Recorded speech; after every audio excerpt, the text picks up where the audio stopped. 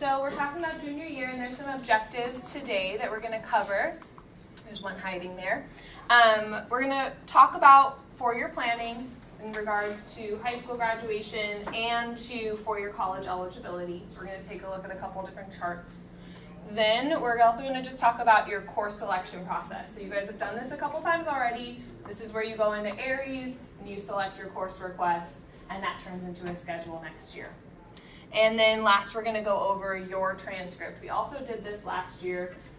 You don't have to have remembered it. It's basically the same, but now there's more courses on your transcript for you to check and understand.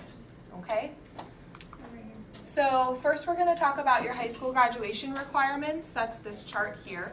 There's some things I want to highlight for you so you can see how this all goes to finishing off high school.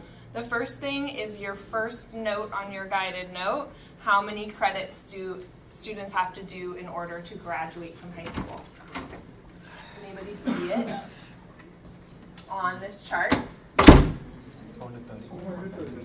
Yes, 230 credits you have to earn in order to graduate from high school. Does anybody see what the minimum grade in the classes that you take you have to get in order to earn those credits? C, B, that's 2 grades, there's 1. It's a D.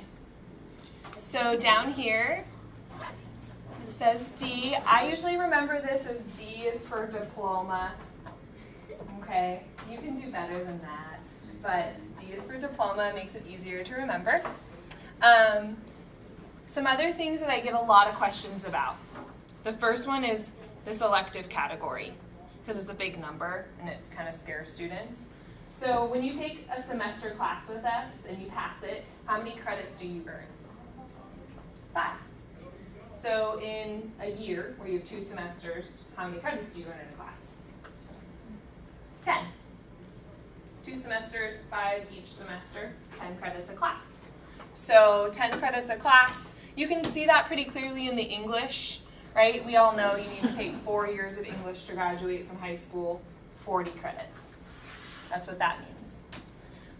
But then I have students who are like, but what about the 60? How am I supposed to do 6 years of coursework in 4 years' time? Well, you aren't really, because anytime you fulfill a required category, so you might finish this 20 credits of math after sophomore year, and you still might do more math. We would encourage you to. And any more math that you do will start falling into this category. That's just for the credit summary. It's just to meet your requirements for graduation. You're still doing a math class. You're not doing an elective class. But it goes into here. Does that make sense? So you don't have to schedule for electives.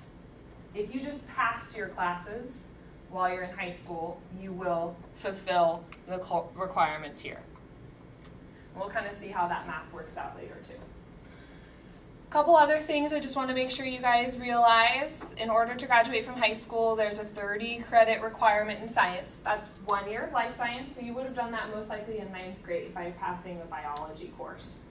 You're probably also currently working on a physical science course.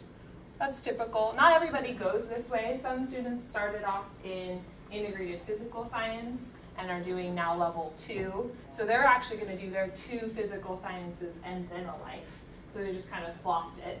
But typically you did life science in 9th grade. Maybe you're in chemistry, honors chem, physics in the universe right now. That's a physical science. And then you would move on to another physical science. That's my recommendation. Technically, you have 4 years to do 3 years of science, so you could push it into senior year. But I recommend getting done with your requirements earlier so you don't have to worry about them in senior year. Okay? We're going to come back to this a little bit more, but I want you guys to notice that for high school graduation, you have a 1-year requirement. Either you have to do 1 year of a world language or 1 year of a visual and performing art. When we start talking about college, that category and those requirements change a lot, okay? So high school graduation, one or the other. And that's really what I want to talk about on here. If you notice, there's a 2-year physical science or physical education requirement. I get a lot of questions about that because students chose not to take their second year of PE as a sophomore because they're thinking they're going to waive PE. If that's you, just know that to waive PE, you have to do 4 seasons of a sport, and you have to have passed your fitness gram in 9th grade. Or you could do 4 years of band, also still have to pass that fitness gram in 9th grade, and then you can waive PE. There is a form, you have to fill it out, you have to bring it to your counselor so that we know that you're actually waiving that PE.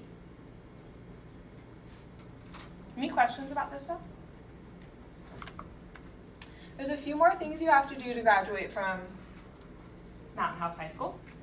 These are in your notes as well for you to fill out. You have to do 40 hours of community service. How many people have started this requirement? Okay, a handful, great. Actually, maybe more like half of you guys. That's awesome. So those of you that have started are doing the recommended plan, which is maybe 10 per year or close to, because that makes it a lot more manageable.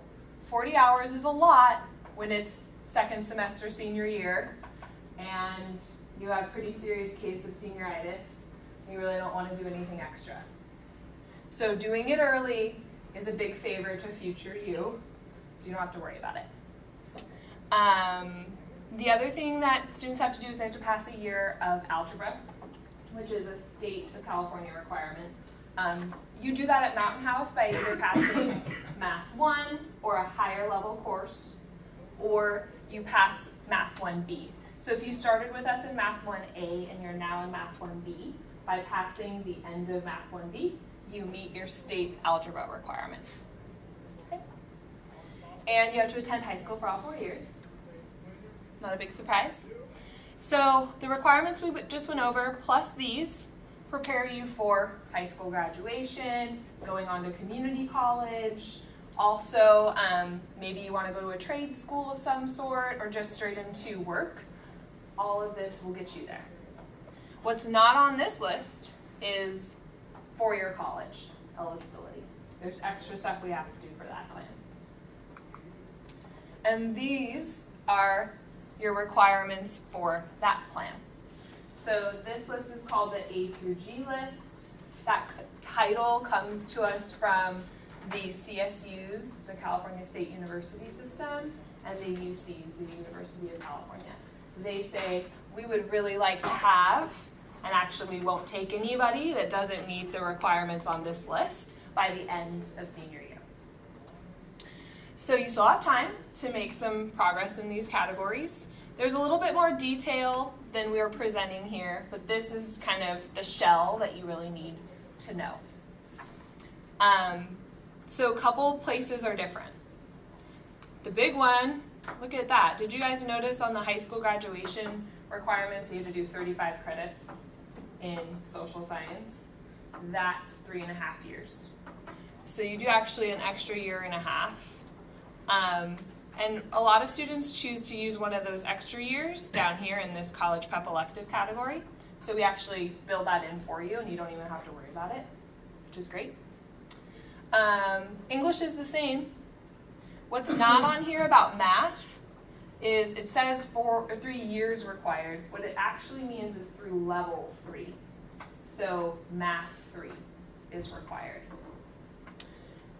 4 years recommended is really saying through pre-calculus, right? For some students who maybe were in the Math 1A, 1B track, you'd be doing that Math 3 in your senior year. Other students might have started here in Math 2 or Math 1. You might be done with math at the end of junior year or sophomore year. So when we talk about lab science, we actually help you guys meet that recommendation level. You're welcome. Okay? And with foreign language, I said this is different. The foreign language, world language is the same thing. In order to go on to a 4-year university, you have to get through level 2 of a world language, and you have to do a year of a visual or performing art. So it's an and for college, it's an or for high school graduation. So I'm going to give you an example. If I took Spanish 1 as a freshman. I hated it. I didn't do very well. Then I said, no, you know what, no more Spanish for me. In sophomore year, I took French 1. And I've technically taken 2 years of world language. Have I met my requirement? No, I didn't meet it. I had to get through level 2 of a language.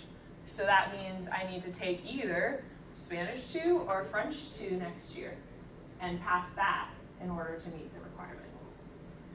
And in order for me to meet the requirement for college, I said I didn't do that well in Spanish. So I would actually have to earn what grade in a course for colleges to take it. Do you guys see that? It's a C. So C is for college, right? D was for diploma. And the other thing I want to make sure you notice are all of those recommendations listed under math, science, world language. What I usually tell my students about recommendations in college is that college is competitive. So if you're thinking about yourself in a competitive process, you should be planning on meeting the recommendations because you're competing for a spot next to this other student at this competitive university who did all of the recommendations. You don't want to count yourself out because you chose to do something else instead. The exception to this would be if you met the requirement in one category, decided to not go to the recommendation level in that category, but you took a pathway course and explored courses that are related potentially to a major you might want to major in at that college. So instead you're telling that college, well, I had to choose my priorities. My priority was exploring the major that I'm considering at your college. And it helped me firm up my plans. So that's a pretty good difference. Where I wouldn't do it is, I really wanted to TA for this super cool teacher, so I decided to do that instead of taking my 3rd year of language. TA isn't even a college prep class, your colleges won't see that, they're not going to be impressed by it, so that's not a great trade. Does that make sense? Okay. So I want to talk to you a little bit about credit recovery. So we're just looking at those charts, the D or better, the C or better. What if you didn't get a D or better or a C or better in something? Maybe you got an F in something, maybe you have one already.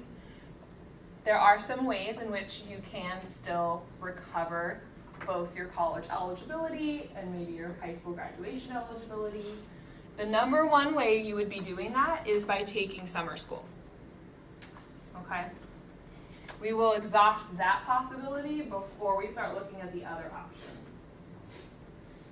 And that is because taking a 7th class in your school year, that would be like repeating something. And repeating something means it's taking a spot for another class that would be a credit earning opportunity for you potentially. And summer is like an additional opportunity. So that's why we want to take advantage of that first.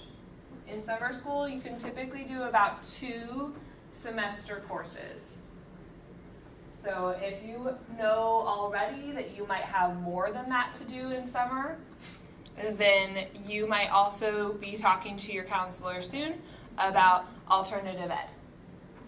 Because it's not possible to do a bunch of classes in summer school if you just don't have enough time to fix all of that. There's some other things on this list, like taking online classes and community college classes. Often, I do not recommend that for students that are failing classes here, because that means that something isn't going right, even with the oversight of your in-person class here. Typically, that doesn't translate to doing well in a harder environment like community college or an unmonitored environment like online.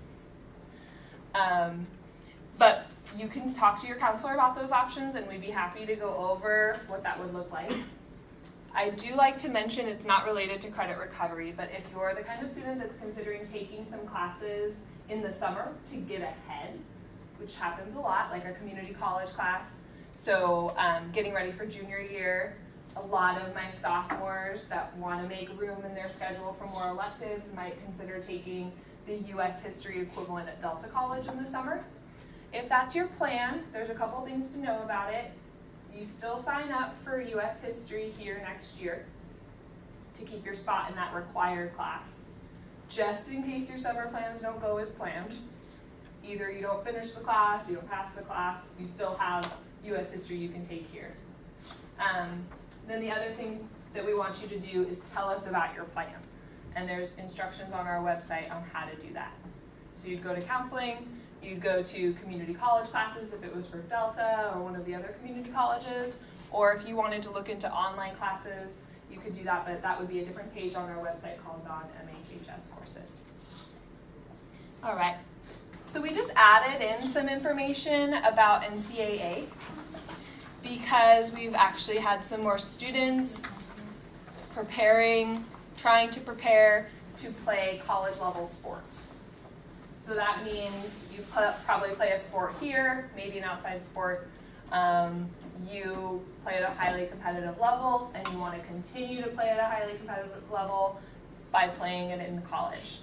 And sometimes I hear from students that they think it's actually like easier to get into school if you play a sport.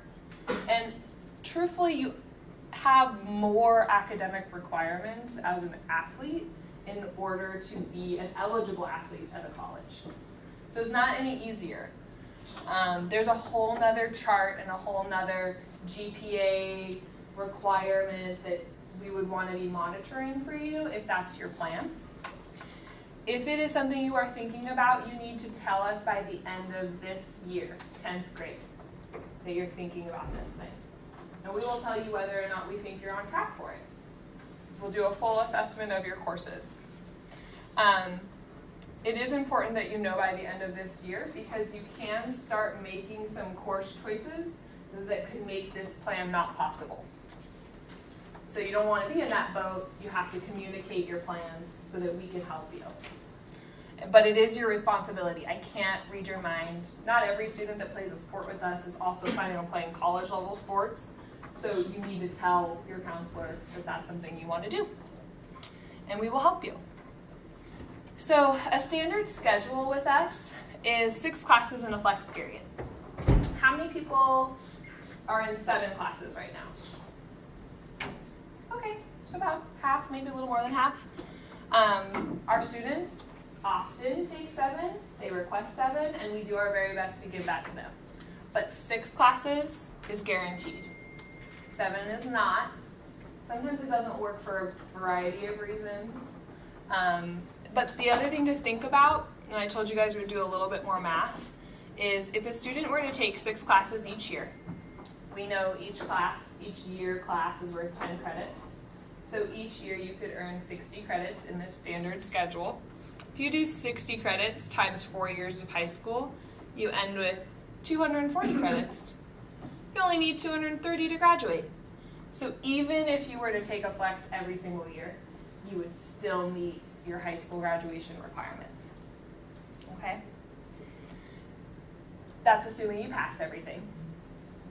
If you weren't passing everything, this equation doesn't really work. So we want to make sure you understand that you can graduate from high school. You can even meet your college recommendations at that 6th course level. And I know that sometimes our students have parents that feel pretty strongly against flex.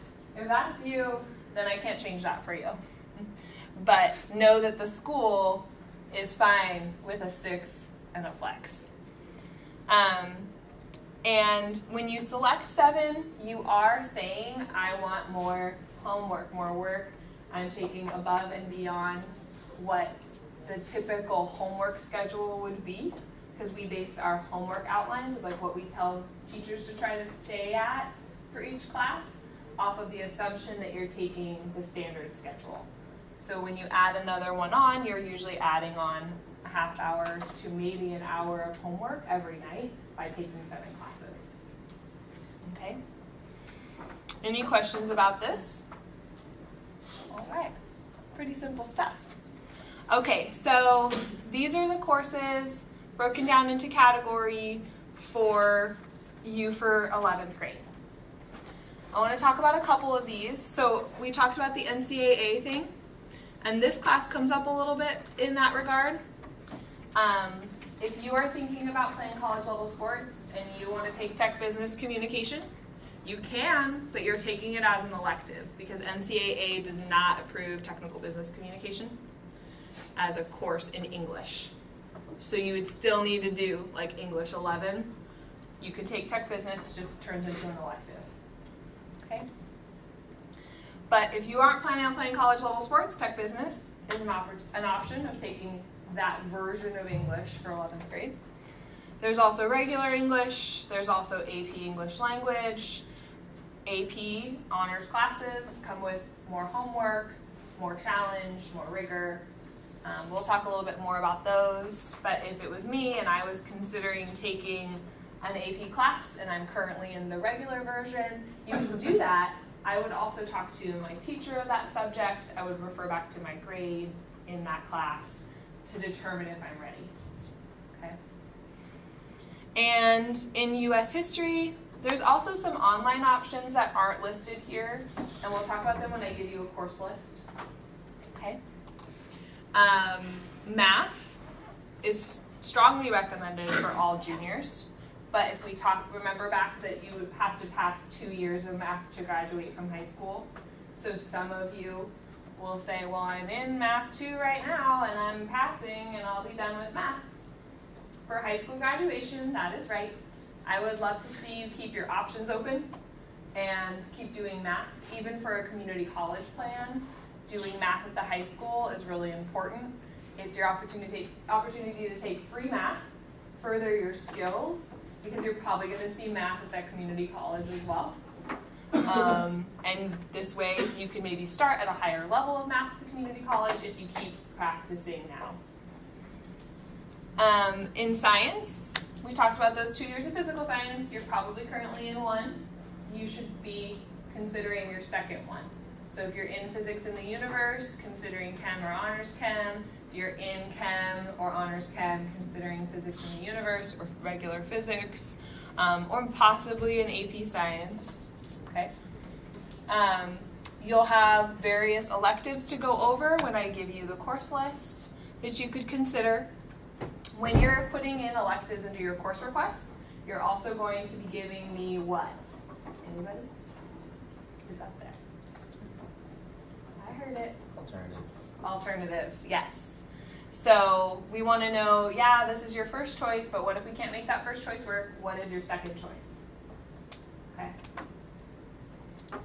And flex is on here just to kind of give you the sense of that 6-period day that's standard. Okay.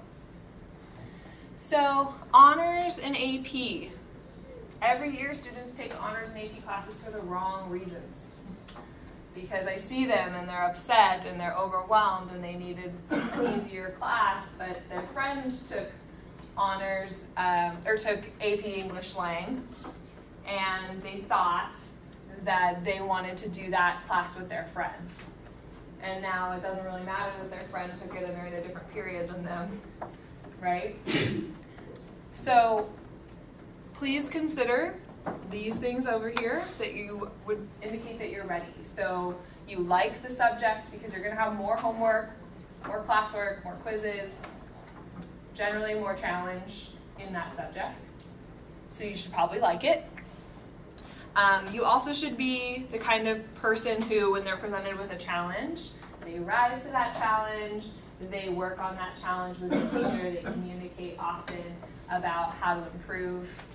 Sometimes students are challenged in a class and just kind of quietly fail in the corner or stop turning in all of their work because they think it's just going to go away.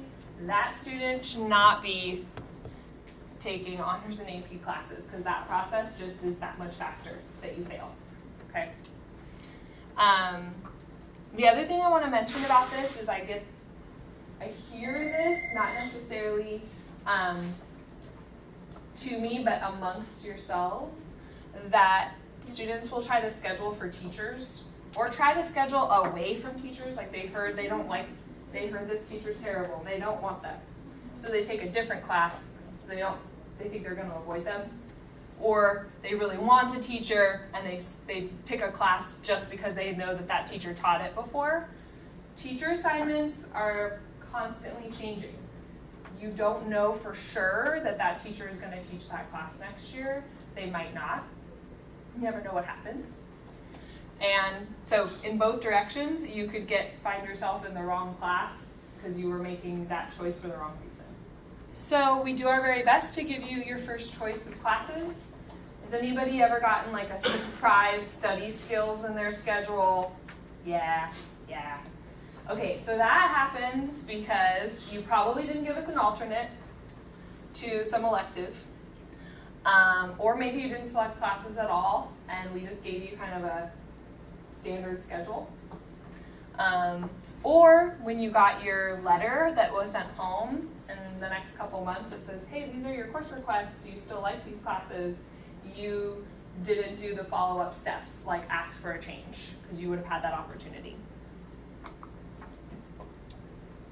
So occasionally, we won't know this information until right before walkthrough registration, but we tell the computer, hey, schedule everybody basically the day before walkthrough registration.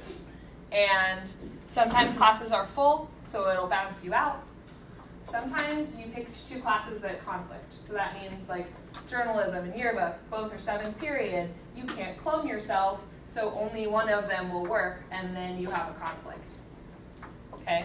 And I don't have an alternate, so you get study skills. Sometimes student classes are canceled because we give you this anticipated list, but if you and only 3 other people signed up for a class, we can't run it with 4 kids. So it could be canceled, and then we would need an alternate.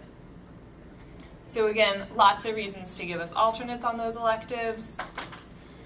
And I want to make sure this is emphasized that course requests are not guarantees. So if you email me in the middle of the summer, hey, Mrs. Dooner, do you know for sure if I got medical interventions? I really want that class. I'll say, well, I know as much as you do. It's still your request, but we haven't scheduled anybody yet, so nobody has a class yet. It's not assigned to you until right before walkthrough. And do you guys know how long you have to make a change request? The first 2 weeks of school. It's actually a little bit longer in the beginning of the year because we feel generous. So we open the window like on the first day of walkthrough, and we go all the way through the second week of actual school. It's a little bit longer in the beginning. And we also give you 2 weeks at the semester to make a change request. But after that point, we're not making changes anymore. Okay? So we offer students the opportunities to explore professions by taking classes in those professions here on our campus. This is an outline of what kind of categories of courses we offer. Within each of these categories, there's sometimes a couple different pathways, sometimes just one. Each of these has typically 3 to 4 classes that make up the business pathway, right? Or the culinary pathway. That would be like taking culinary 1, culinary 2, and catering. And you finish a pathway by completing the capstone course. So in the culinary example, that would be by doing catering, right? So if you're interested in this, you might be able to graduate and get a cord at graduation. That's one of the questions on your sheets.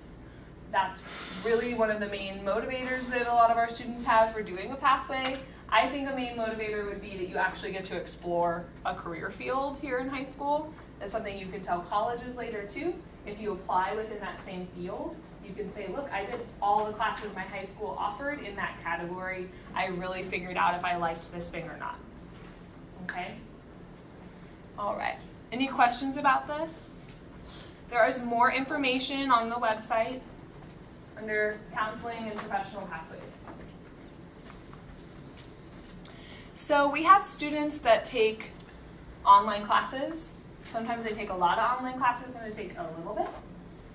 And when they take a lot, we call that a full-time online pathway student. those students would be taking 4 or more online classes. They might take 1 or 2 classes on campus. So if you're in band, for example, but you are a full-time online student, you might only come to school for symphonic band in the morning and maybe marching band in the afternoon. But all your other classes would be online. This is not easier. I hear that as a motivator sometimes, and I don't know where that came from. The online classes are not easier. They are generally about the same amount of work as a face-to-face class. You just don't have the structure of, okay, the bell rang, next period. Okay, bell rang, next period. It's up to you to work for an hour per day per class and then move on to the next class that you have made available to you. You do this work, sometimes really the main difference is that you can do your work from the place of your choosing. Maybe you want to work at home. That's how you would do that. Okay? If you are interested in being a hybrid pathway student, does anybody here have an online class right now? Nothing? Okay.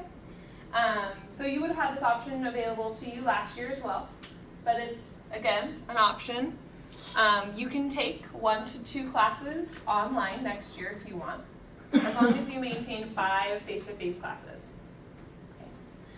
This version, the hybrid version, you don't have to do anything special. You just select the online version of the classes in your course request and take it from there. For the full-time online pathway, there is an application on the website. They interview students to make sure it's the right fit, and then you may be placed in full-time online. If this is you, you would still be signing up for regular face-to-face classes for next year, and then if you're accepted into the program, we'll change it all into online for you. You have a couple of things to say about both the course list and your transcript. First, with the course list, I just want to make sure you guys kind of see how it's organized.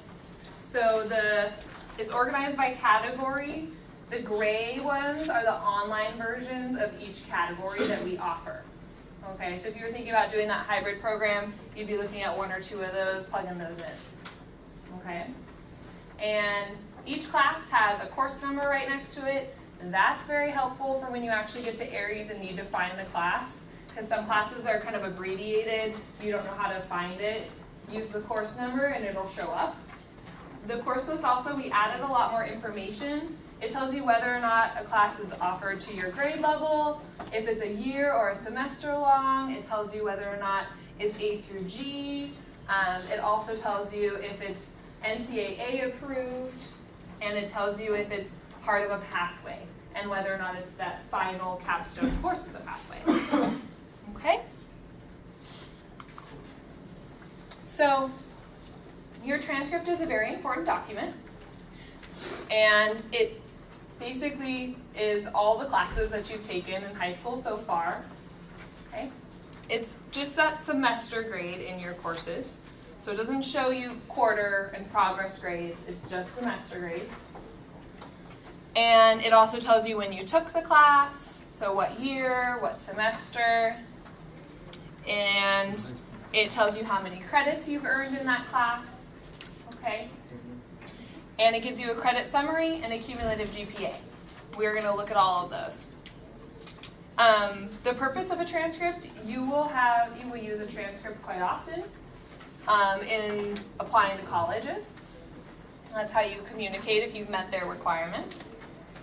You would also potentially use it in a situation where you're applying for a job in a field, maybe a field that you took the pathway classes in, and you want to show that employer that you have some background and some really helpful knowledge. That could maybe even put your application above another student's in that category, right?